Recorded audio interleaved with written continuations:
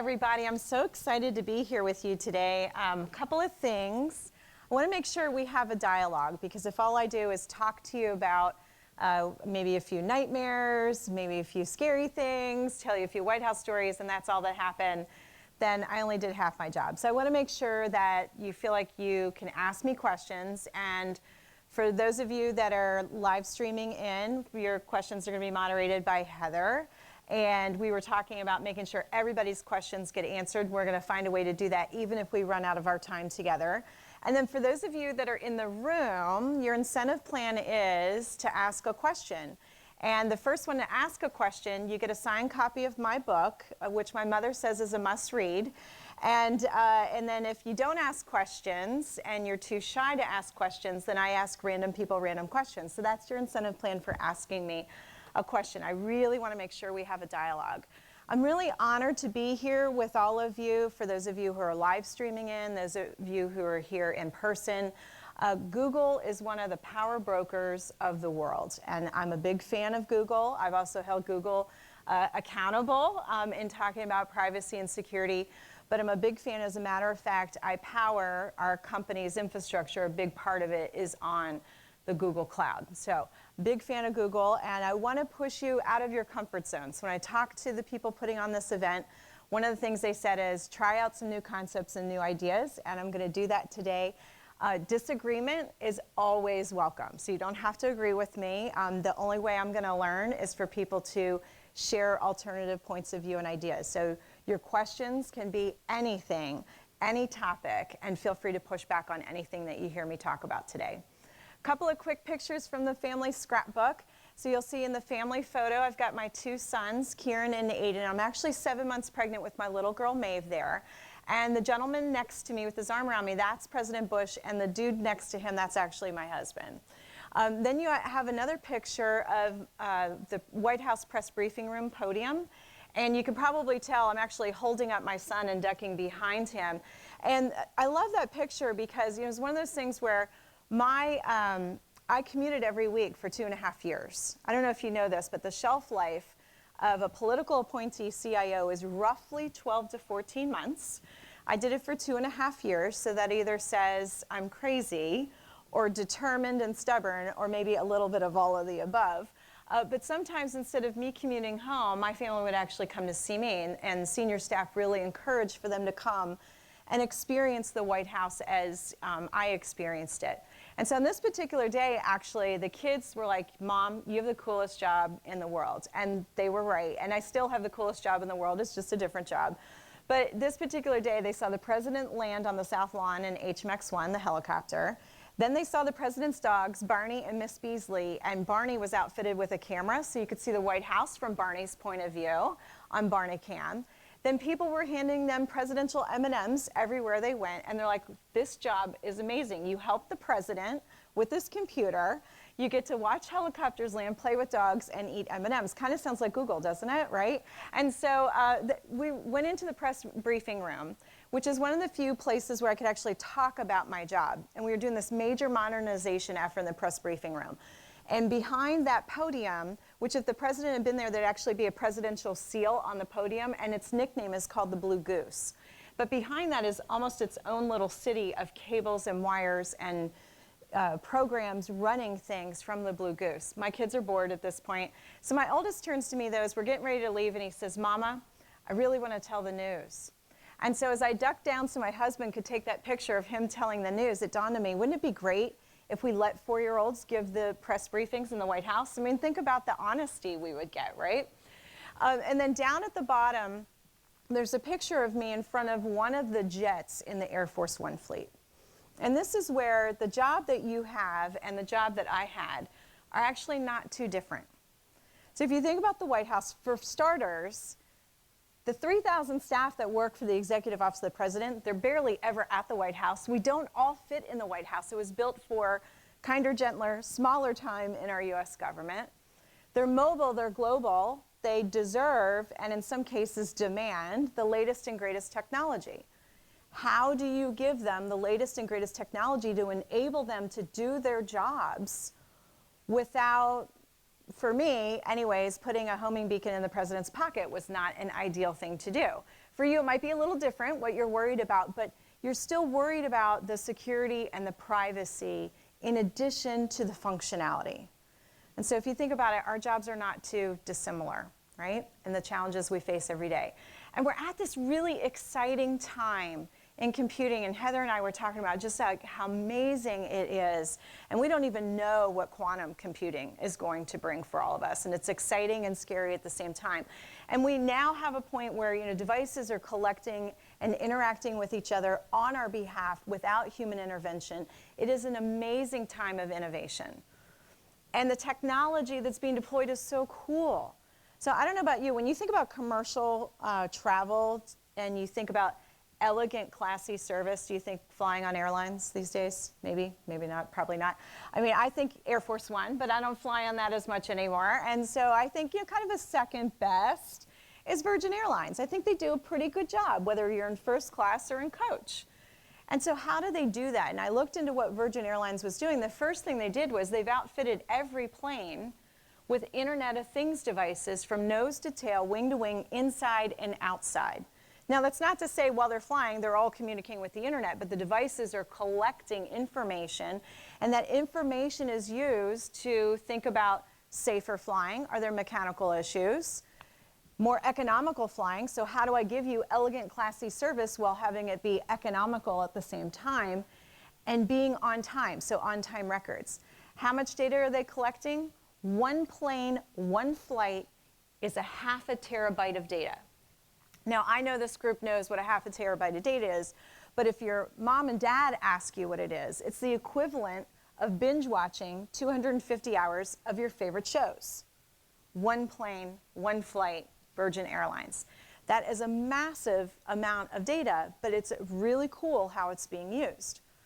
Now, in some cases, where we're headed with technology can even save lives. So in the UK, they actually have Internet of Things lamps, and these lamps actually detect glass breaking, yelling, banging, loud noises, and the lamps actually glow brighter and brighter. In some cases, a camera will turn on, and they can deploy physical security if they need to. These are really cool and interesting uses of technology. And then, of course, Google, not to leave out Google, we have Google Home at my house. That was actually the employee gift last year for Christmas for everybody in our company.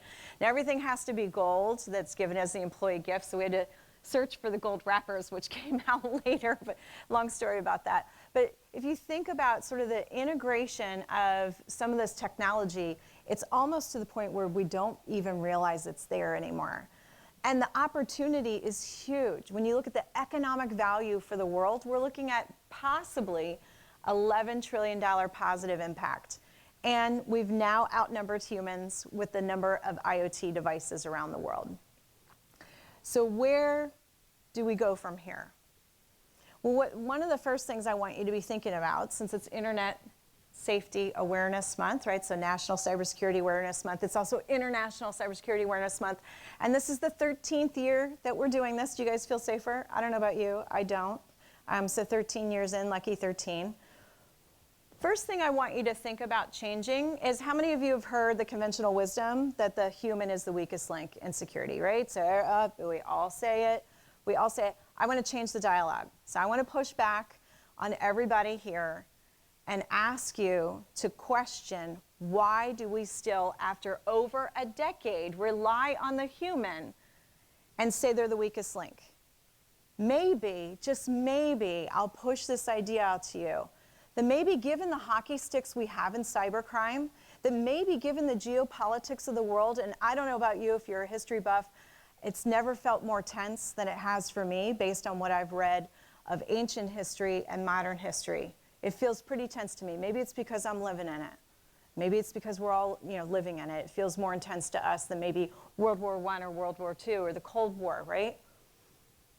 But maybe we should be thinking about, no, the weakest link is actually us. I started off as a developer. Maybe there is a moral imperative that when we talk about feature and functionality, the first thing we should be talking about is, let's not depend on the weakest link, the human. So I'm going to push that out as something I want each of you to consider is we need to change that dialogue, because if we keep relying on the human, we're going to keep failing, and we can't afford to fail. Cyber criminals have never been kind of more organized, more talented, and in some cases, more scalable.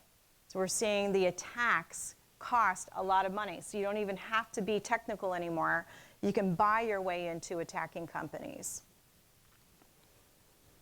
And so it all starts with design. So I really want to push hard on this concept of how do we think differently about design? And maybe some of it starts with thinking about ethical hacking. So before you even build that piece of functionality, maybe you bring the ethical hacker in. Not for them to throw a wet blanket on your fire on the great idea that you're trying to innovate, but to turn to them and say, so how would you break this? Before I even build it, how would you break it? How would you take advantage of the human that's using it? How do we not be reliant upon the human that's the weakest link? And for me, I have to tell you, one of my tipping points when I first got to the White House, I used to work in the financial services industry. And so every time bad things would happen in the financial services industry, I'd think to myself, if I could just get to every user, and if I could just talk to you for a little bit and train you a little bit better and write the policies a little bit better, like life would be so much better. And that's all it is. It's communications, it's training. We just got to do this better. And when I got to the White House and I realized, okay, wait a minute, okay, there's 3,000 people here. They're global, they're mobile, just like our banking customers were, so I didn't think that was too different. But the threats that were targeting the White House were ever changing. And I thought, if I'm going to try and brief everybody every day on what I'm learning is different, and I'm going to hold them accountable for understanding how to protect themselves, I'm going to fail. And that's when I realized I wasn't always designing for the human. And I'll talk to you in a little bit about how to think about designing for the human and one of my aha moments at the White House. But I've had a second aha moment lately. And this really happened to me in the last year, and it really came to the forefront with the discussion around the election cycle, not just in the US, but over in Europe, and the potential for Russia, possibly other countries, to use propaganda to change people's minds and opinions and potentially have them change how they vote.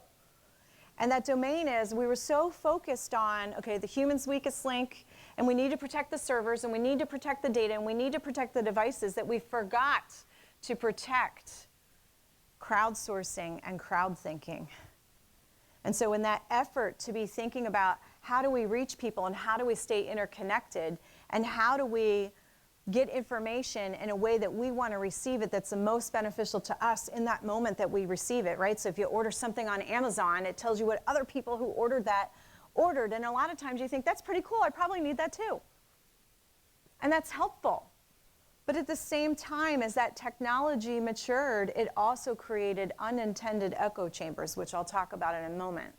But I want you to be thinking about the domain of security has now added a new domain. So it's not just data, it's not just devices, it's not just the humans, but it's actually the social media content as well that needs to be protected. And if you read a security briefing, I don't know how many of you have the soul-crushing pleasure of reading security reports on a regular basis, but they all pretty much sound like this.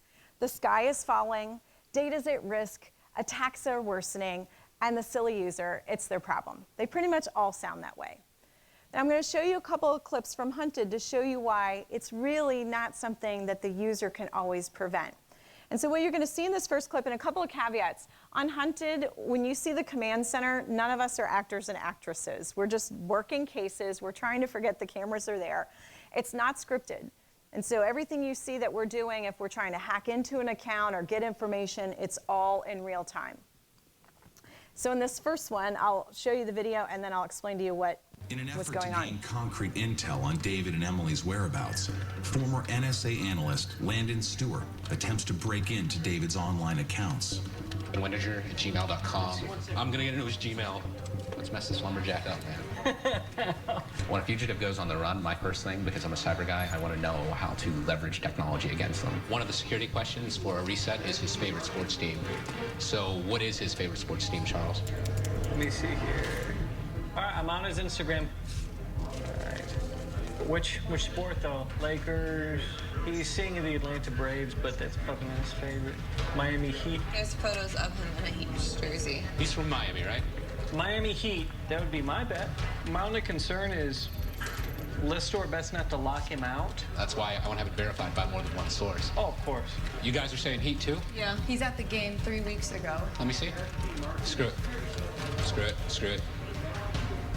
Let's try it.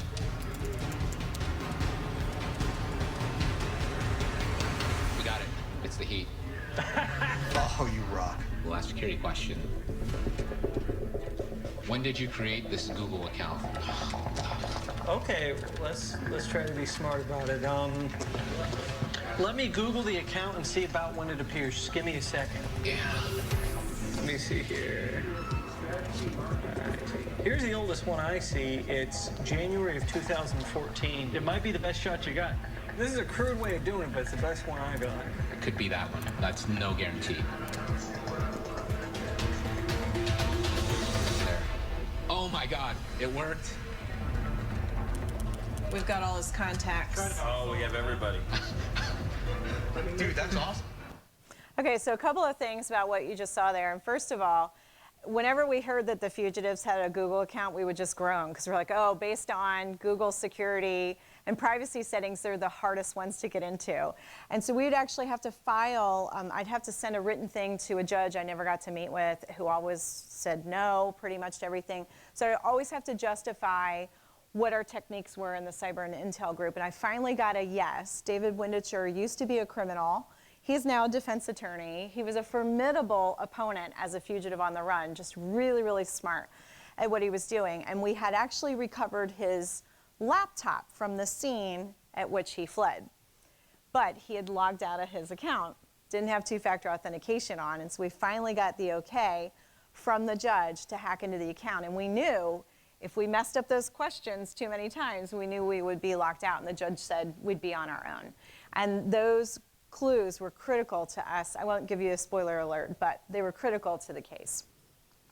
Oh, and by the way, Landon, who also works for my company, I joked with him, he's the only one that throughout the show would get subtitles, and it's because he's from Pittsburgh. So I'm like, I guess because you speak Pittsburgh, they have to do subtitles for you and not everybody else. All right, so we'll go to the next video.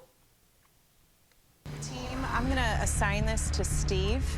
Former Naval Intelligence Officer Steve Masterson begins to build a profile on Troy and Shelley. Cross-check public records. Who are they? What do they do? They've been married, they're high school sweethearts. They seem to be best friends. I don't think they're gonna separate it up. So they obviously can stand long hours together. Yep. Kids? No kids. Okay. So in this particular one, again, just from and realize the bad guys do this too, to your customers, right? So we were trying to figure out Troy and Shelley. I had the suspicion they were hiding out in the swamp. They actually had an airsoft business. They had done a lot of camping as part of that airsoft business, and the airsoft community was not talking to us. They literally, and that's their friends and family, was the airsoft community. So we were trying to figure out from a social media profile, like, do they have kids? Like, would the kids be a clue? No kids, but we did find out they had a pet who meant a lot to Shelley.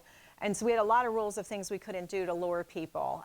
But one of the things I wanted to do was just have the vet call Shelley's mom just to check in and to see when Shelley was going to check in on the pet. Not to say the pet was sick, because I'm a pet lover myself or anything. And at that point I was told, I know it's not written in the rules, but you're a really cold person, and we're writing into the rules that you can't talk about pets. So anyways, pets were taken off the table. But you could see how just using a social media profile, we were trying to get a feel for where they would be. They had 100,000 square miles they were allowed to hide in. And just by studying them on airsoft, I knew they were airsoft enthusiasts, looking at their airsoft websites that they would participate in, as well as the two of them got along so well, most likely they weren't going to argue. They were going to be a good support network for each other. All right, one more video. Back at Command Center, the cyber team's Facebook wanted poster is widening the circle of associates for fugitives Troy and Shelley.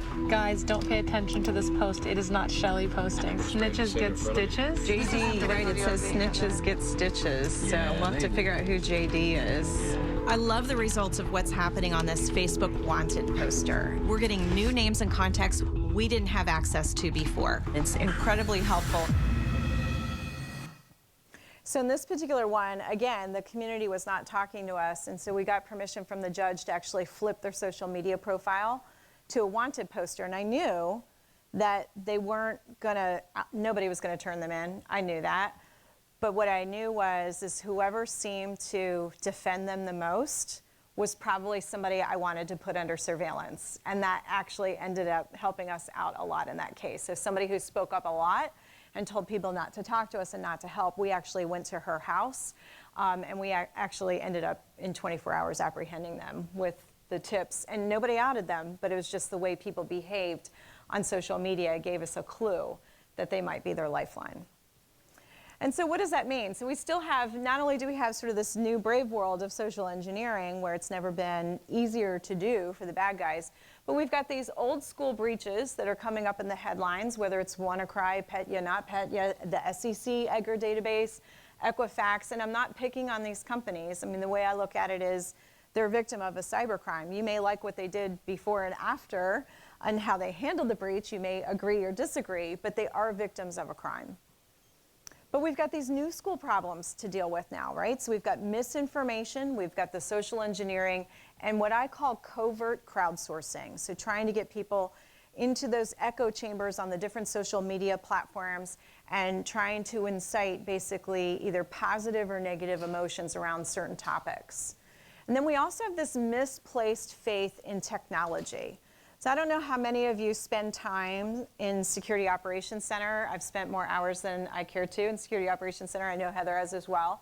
And so these statistics are pretty staggering given the amount of money we have spent on security technology. So let's kind of just peel back a little bit on these. 56% of all alerts that go into a Security Operations Center are investigated, which means that 44% are not even looked at all because there's just not enough time and talent to be able to run those down. Then of those 56% alerts that were actually looked at, only 28% are deemed legitimate. So the rest are just noise. 72% are just noise. And then out of that smaller subset now, so remember we went from 56% to 28%. So out of that 28%, only 46% of those actually get remediated. Do we wonder why we have the data breaches we do? Do we wonder why our infrastructure, our cybersecurity resiliency for companies is at risk? Do we wonder why it's time to start naming the human as something else other than they're the weakest link? We have to change how we focus on this. Case in point, the elections. That better have been our tsunami warning. Now, I feel like a lot of times the data breaches that we have, we get excited about it, sort of like waking up really early in the morning to go do something, and then somebody hits the snooze alarm and goes back to sleep. We're all out of snooze alarms. Okay? And if Equifax didn't do it for you, the early warning signs, that tsunami bell going off with the elections, absolutely should, because it's not just in America, it's in other places. So let's talk about kind of my point of view on how I look at this, and I welcome any questions, comments on this during the Q&A portion. So I look at this in kind of three components, and the first one being is the voter registration databases. We know for a fact that those were targeted by hackers. We know that the state of Illinois had to take their voter registration database offline for weeks during the summer leading up to the presidential election cycle.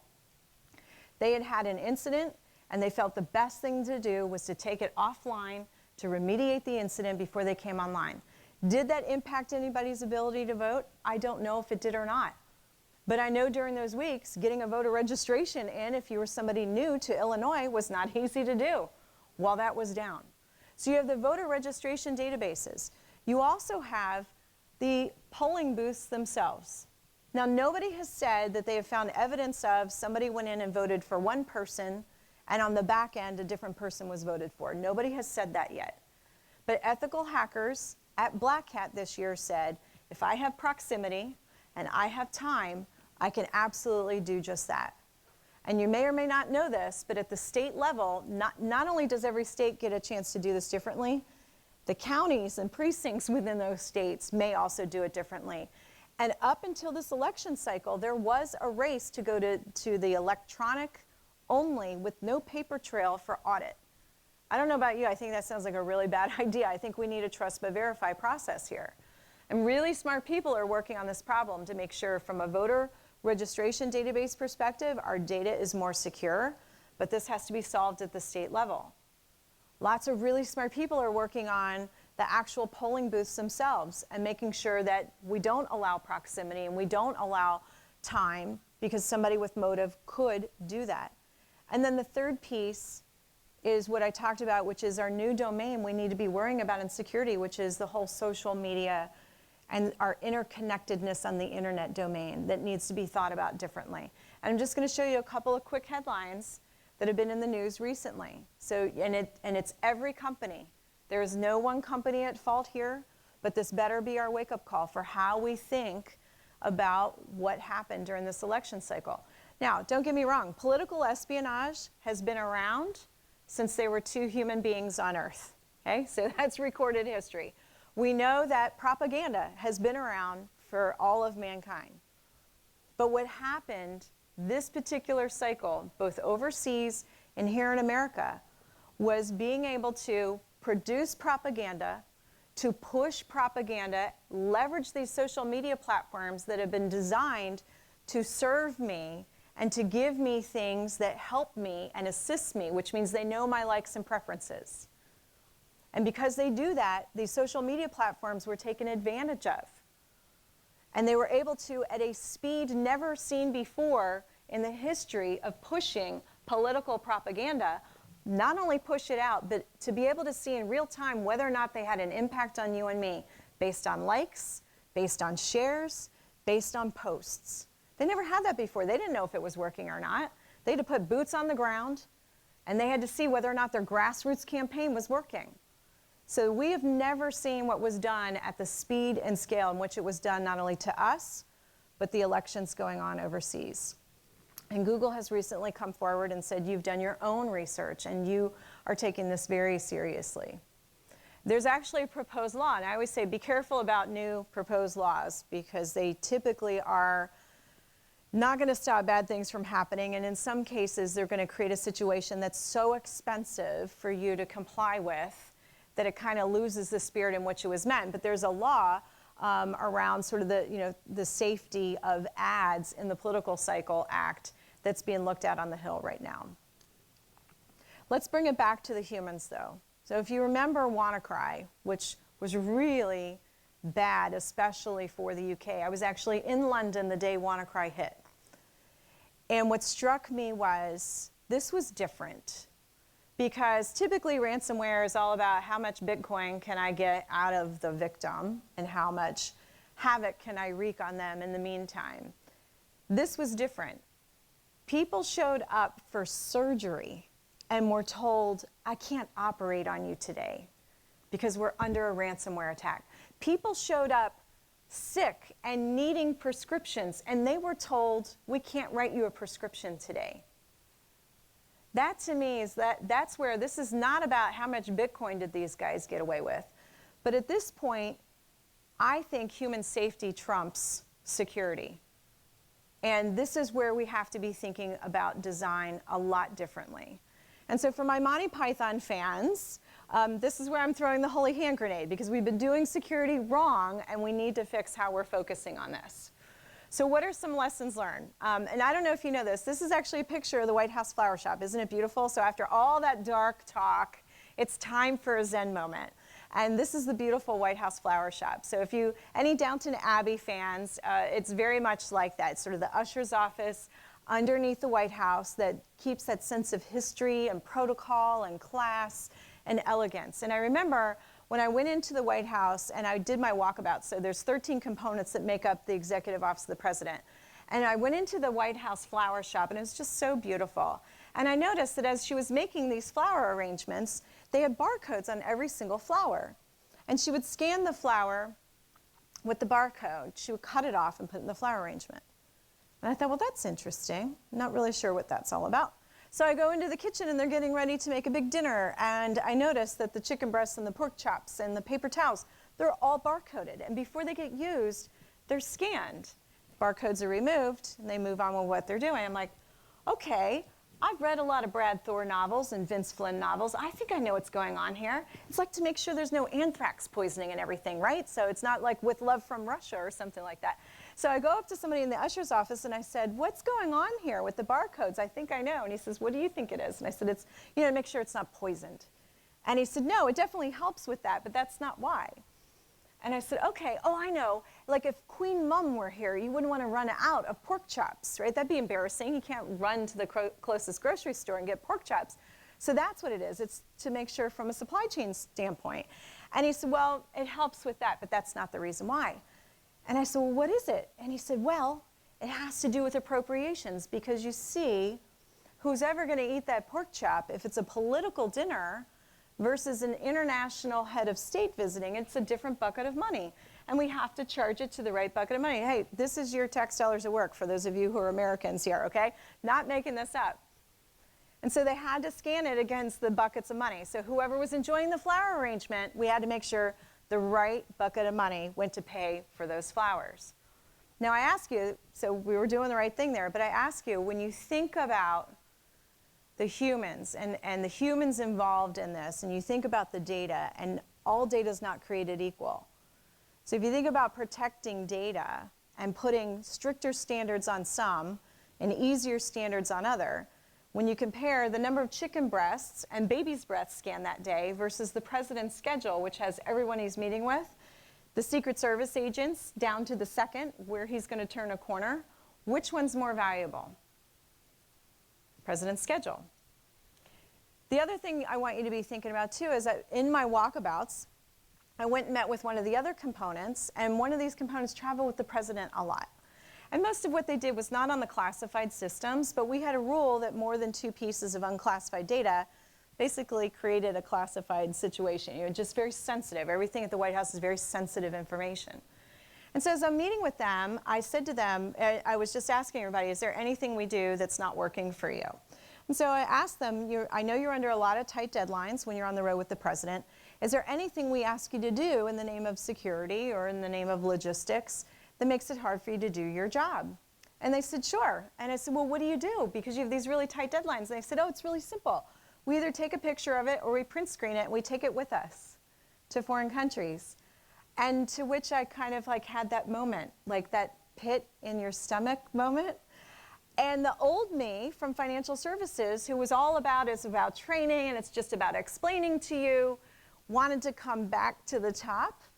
But the new me who said, I'm not going to blame the human anymore. I'm not going to say the human's the weakest link. I'm going to say I am. These are my designs. Okay? This is our team doing the development. I own this. And so the new me listened. And the new me said, why don't we get together and why don't you show us what's going on here? Because I realized I lost sight of data because I had a bad design. And so I want to push back on you a little bit of always be thinking it's not just feature and functionality from the user experience. Never lose that. Always have that at the front of your mind. But I need to push back and I need to say the weakest link is actually in development. We need to stop relying on the human for this. It's failing us every single time. And then the last thing that I've learned is you really need a kill switch. And so Barbie, I don't know how many of you know about Talking Barbie, but Barbie, when she first came out, most of these issues are fixed that I'm going to talk to you about, but when she first came out, she had computer viruses.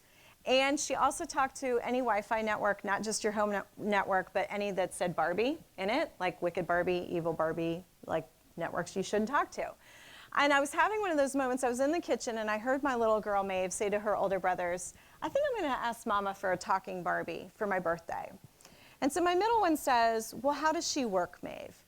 And she says, well, according to the commercial, I will talk to her, she will listen to me, and she'll actually answer me back, like in real time, like no pause, she'll answer me back. And my oldest one says, I don't think Mama's going to let you have that because I'm assuming she's probably talking to the cloud. You're probably talking to someone in the cloud.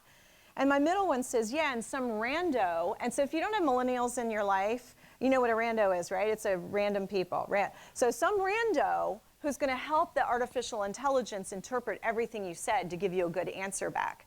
And she said, yeah, you're probably right. I'm going to ask for an easy bake oven instead. But my point in bringing up Talking Barbie is, when she had those computer viruses, when she was talking to Wi-Fi networks she shouldn't be talking to because you don't know if they're trusted or not, you could turn off her internet connection and still play with Barbie. Just like I remember reading when the Nest had a software glitch and it wasn't charging the battery, and so people on the local news were like, oh my gosh, it's getting cold, what am I going to do? My Nest thermostat's not working. And I'm thinking, you do know you can walk to the furnace and flip it on, right? You do know that? Like the thermostat's just a helpful thing. And so that kill switch to me is so vitally important with what's going on today. If you think about the incidents like WannaCry or Equifax, and the other piece you need to be asking yourself though is, when do I flip a kill switch? Right? So when do I flip it? What limited functionality will be left? What are the rules of engagement for this kill switch? And how do I educate people to know it's there? So the next time if somebody says, look, there's an Internet of Things botnet, right? So we were talking about Reaper last week, or whatever it is, that you have an easy, seamless way with your customers, whether they're your business customers or your consumer customers, to communicate with them, everything's going to be okay. Here's the kill switch in case it's not. So if you admit all security is defeatable, if you think about sort of the adversarial targeting like we did on Hunted, because the bad guys do this too, if you have this aggressive offensive and you're thinking ahead about, how do I have a kill switch? How do I design for you so you're not having to worry about this? And plan ahead, you're going to be so much better off. So I want to leave you with some new rules. And the first one is, you probably have never heard a security person say this, but I want you to think about your development where you're putting a warm hug around the user for security, right? So where it's almost like they don't even have to think about it. That's my timer to get into our Q&A here. New domains to protect. So it's not just the data, the devices, the hardware, the software, it's also social media. And then the fact that there is no perimeter to secure. Also, for those of you who are interested in kind of diversity in STEM, we do have a LinkedIn conversation called Help a Sister Up. If you're interested in it, it's just up there if you want to reach out to us that way. And there's my contact information. With that, let's go to our Q&A session. Great. So for those of you in the audience, do think of your questions, but we're going to take a Dory question first. And that question is, could you tell us more about how you became interested in this kind of work and your journey into the field? Sure, and this is something Sarah and I were talking about a little bit, which I say I'm very blessed that security actually came and found me. When I first came out of graduate school at University of Virginia, my vision was I was going to work on cutting edge technology, innovative, things that hadn't been dreamed of yet, and that's what I was going to do. And then I married somebody who was in the Navy, and we got stationed in Jacksonville, Florida, and I went to work in banking. And I actually got to be, I got hired into a group, they kind of made a role around me, and I was able to, in addition to my day duties as a programmer and trouble support and helping people with kind of their end user computing, I was allowed to work on innovative technologies. And in doing that, for anybody who's worked with the financial services industry, when you're on the leading edge of technology, you're on the leading edge of cybercrime and money launderers and terrorists. And that's really what got me kind of passionate and fired up around cybersecurity, but at the same time, creating it in such a way that you still love doing business with the bank, but that we were fighting on your behalf to keep the fraudsters out of your account. And it really just cemented for me when I got the opportunity to work at the White House. And the briefings, you know, the classified briefings, you walk into that thinking you've kind of seen it all in financial services, and you walk into these briefings and realize I was looking into a keyhole in a tiny room, and I had no real idea about the capabilities of the adversary. And so that's when I made my commitment that however many years I had left on this earth to work, that I would use it to fiercely defend people and companies and the government and our allies from bad people. Hey. Oh, and you get a book for asking the first question. I haven't even asked it yet, and I already get the book. This is so exciting. Thank you. So the question actually relates directly to the title of your book. I'm on the federated identity team here at Google, so great. I think a lot about people's identities on the internet. And something your demo tape made me think about was that a lot of the ways that when people strengthen their internet identity, like when we think of the early days of the internet, people had very anonymous identities. And now more and more, especially with Google products, we are giving you a stronger and stronger presence online. And on the product side, we think of a lot of ways that that can be helpful for you.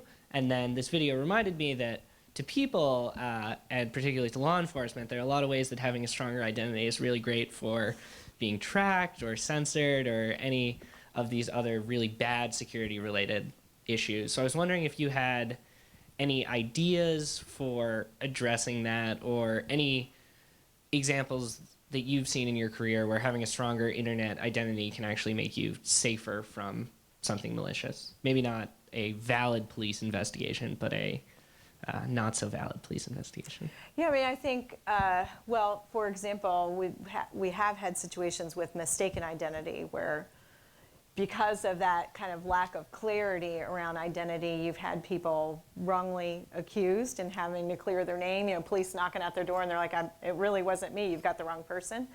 And so I do think you're creating, what I would say is, and I think there's a lot in the product development that Google's doing right on this, which is you're informing people on what to opt in and opt out on kind of the identity management.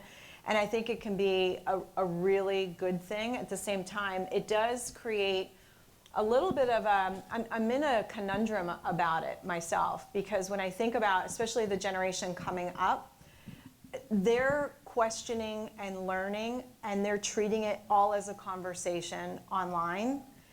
And there's a generation ahead of them, maybe multiple generations ahead of them, that once it's written, it's now almost like that's a fact about you versus a conversation around the dinner table.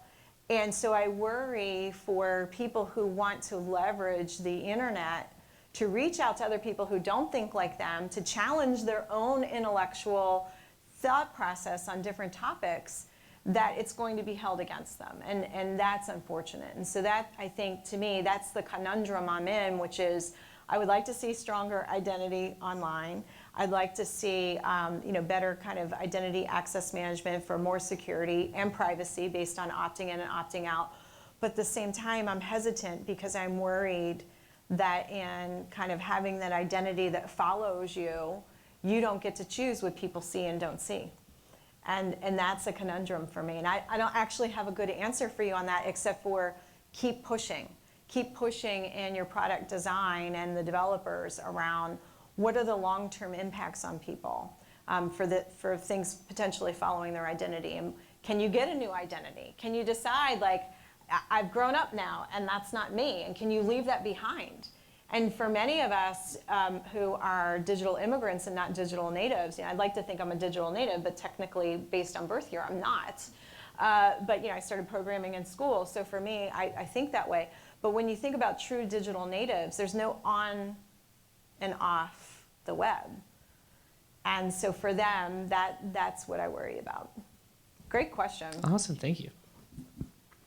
Great, and our next question is, what do you think what do you see as the biggest challenge right now with the Internet of Things? What's interesting on the Internet of Things, I've noticed there tends to be in the security industry, they're so focused on, we need to make sure that that device itself, that's got to be secure, and that's the problem. And I'm actually pushing back on that and saying, if you think about, I had a picture in the presentation of the Tacoma Narrows Bridge from the 1940s.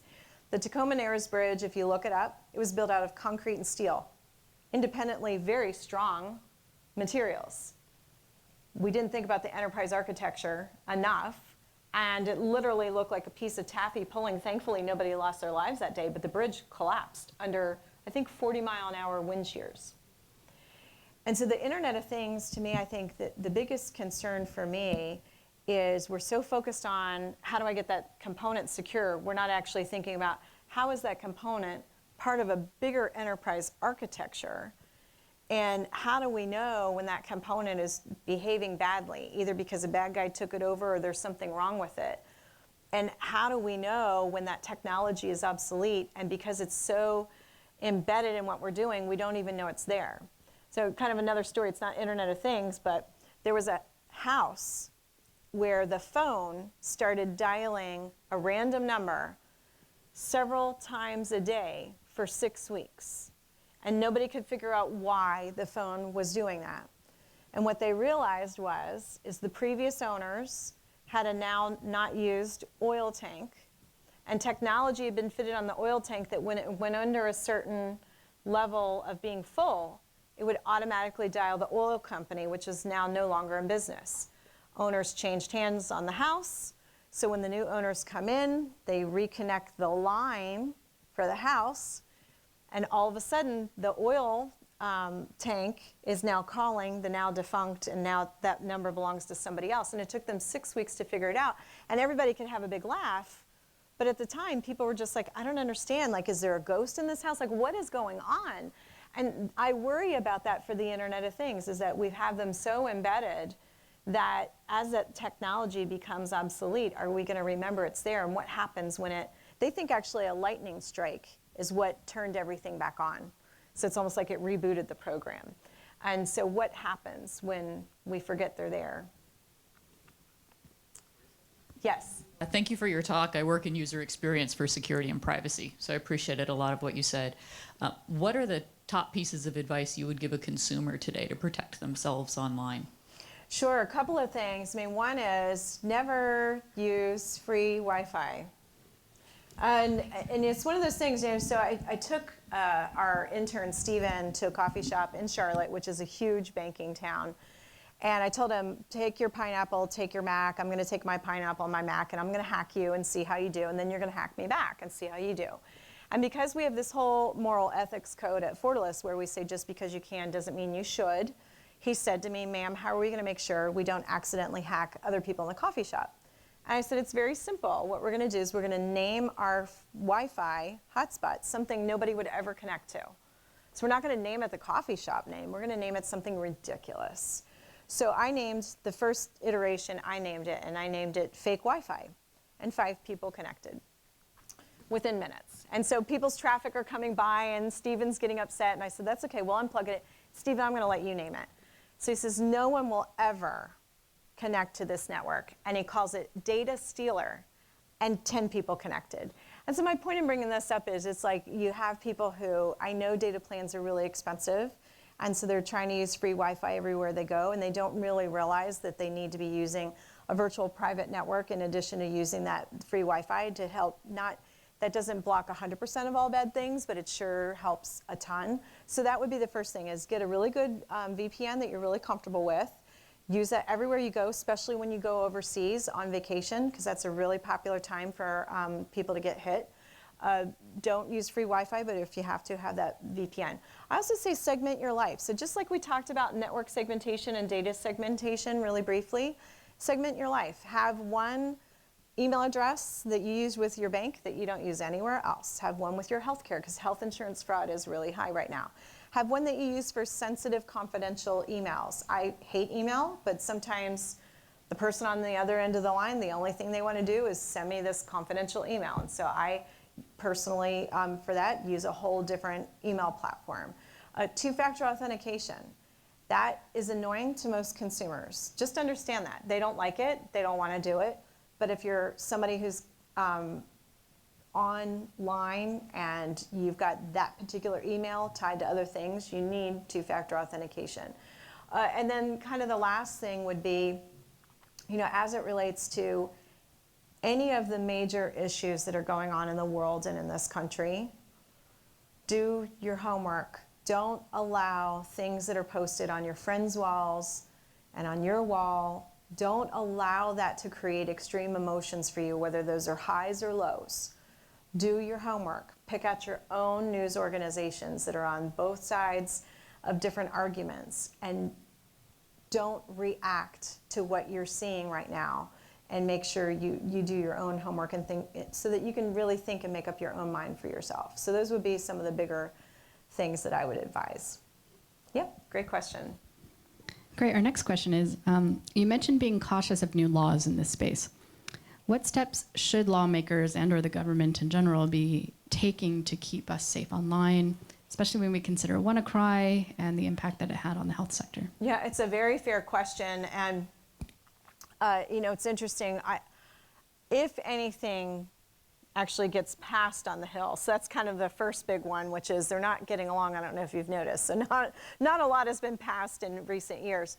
But if anything were to pass, given what's happened in the past with OPM, with some of the credit card breaches, but when you look at Experian, that's permanent data.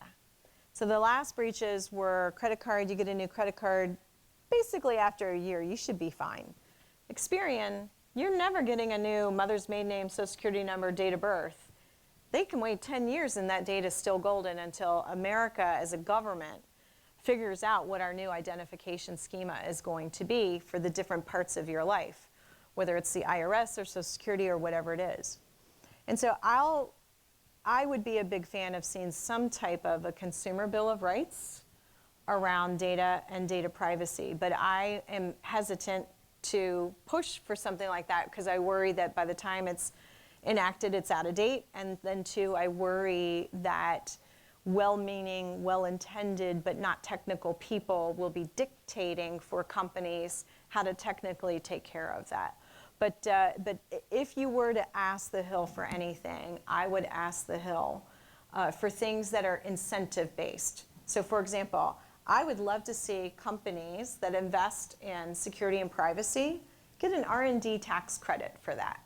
How about the fact that you're being a good citizen and you're investing money and thinking about this problem differently? Why not give you a tax break for doing that? So why don't we think instead about sort of onerous regulatory burdens?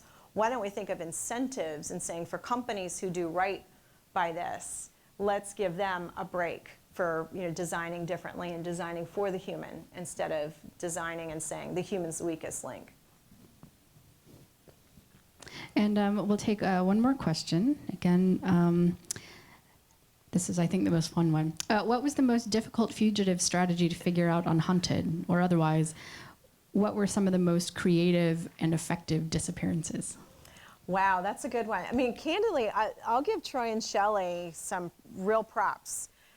So what you need to know, for those of you, if you haven't watched the show yet, you can binge watch it. And again, my mom says it's a must-watch show, but you can binge watch it on CBS On Demand, and I think it's on Hulu and Amazon. You can download the series. And one of the things about Troy and Shelley, well, for you to know about all the fugitives, I had no idea what they went through other than the capture. And they didn't let me see it until the show aired. So I learned with everybody at home where people really were and the near misses that we had. And so Troy and Shelley, they were actually in the swamp for 14 days straight, canoeing past alligators. I don't know if you've spent any time in the Florida swamp. It is not a pretty place to be. And so I give them total props for doing that. And it was really their friends commenting on their wanted page that really kind of helped us figure out who would be in the local area that might be helping them. Another kind of creative thing that David and Emily did was David had actually, when in that first hour, they're given a full hour ahead of us knowing who they are to do anything they want to do to get ready. But they have to show they're getting ready and that they weren't a prepper in advance. And one of the things he did was he called different people to have them be lifelines in line over the course of the 28 days. And he set up, basically, they were 3 degrees of separation away from him. And they did all the coordination for him. And so even though we're trying to surveil him and his family and Emily and her family, really he had gone way out of his circle of trust. And so that made it harder for us to figure out who to, because you can only surveil so many people in 28 days and convince the court to, you have to have just cause to put people under surveillance. You have to have a really well-written warrant for that. So that was another really good strategy. And then, you know, it was interesting, the boys, Will and Miles, what they basically did was they just lived off of the kindness of strangers, which really was going to work for them until one of the people who was helping them out, the friend, wanted to go to a movie, and they didn't want to leave the boys alone in the vacation rental. And so she actually called our tip line and turned them in because she was tired of them hanging out. So it's like when you do the kindness of strangers, so they had no digital footprint. The only thing I thought was when I read their profile, I said they're going to go to the beach. And because the 100,000 square miles was the southeast for season 1.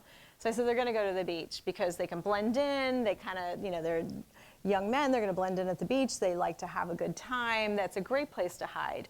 And so, but there's Myrtle Beach and there's Florida beaches and there's all kinds of beaches. And that's really was their undoing, was living off the kindness of strangers. And one of them got tired of them and turned them in. Excellent. Well, this has been really fascinating, and we do appreciate you joining us today. So a big round of applause for Theresa Payton. Thank you, everybody. Thank you.